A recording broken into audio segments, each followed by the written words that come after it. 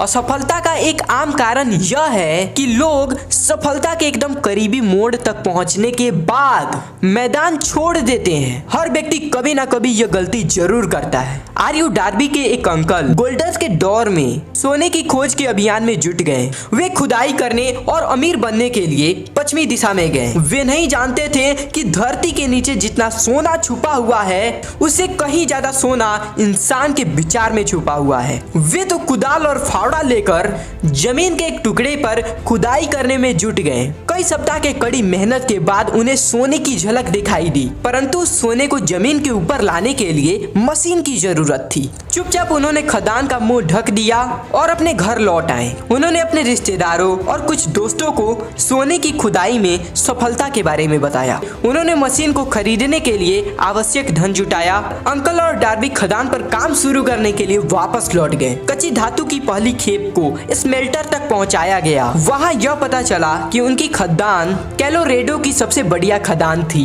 कच्ची धातु की कुछ खेपों में ही उनके सारे कर्ज उतर जाते और फिर बारी आती मुनाफे की। खुदाई करने वाली मशीन नीचे जा रही थी। डार्बी और अंकल की आशाएं आसमान छू रही थी। तभी अचानक कुछ हुआ। सोने की झलक गायब हो गई। वे इंद्रधनुष के आखिरी सिरे पर आ गए थे और स्वर्ण पात्र अब वहां नहीं था। वे खोदते रहे इस आशा में कि एक बार फिर सोने की झलक दिख जाए, परंतु उनकी मेहनत बेकार गई। आखिरकार उन्होंने मैदान छोड़ने का फैसला किया। उन्होंने एक कबाड़ी को मशीन कबाड़ियों के मोल में बेच दी और ट्रेन पकड़कर वापस घर लौट आए। कबाड़ी ने एक माइनिंग इंजीनियर को बुलाकर खदान का इंस्पेक्शन करवाया। इंजीनियर ने सलाह दी यह प्रोजेक्ट इसीलिए असफल हुआ कि बीच में फॉल्ट लाइन आती है। उसके विश्लेषण के अनुसार सोने की झलक उस स्थान से मात्र 3 फुट नीचे थी जहां डार्बी ने खुदाई बंद की थी और इंजीनियर का अनुमान सच साबित हुआ। कबाड़ी को खदान में लाखों करोड़ों डॉलर का सोना मिला, सिर्फ इसीलिए क्योंकि वह जानता था कि हार मानने से पहले विशेषज्ञों की सलाह लेना उचित होता है।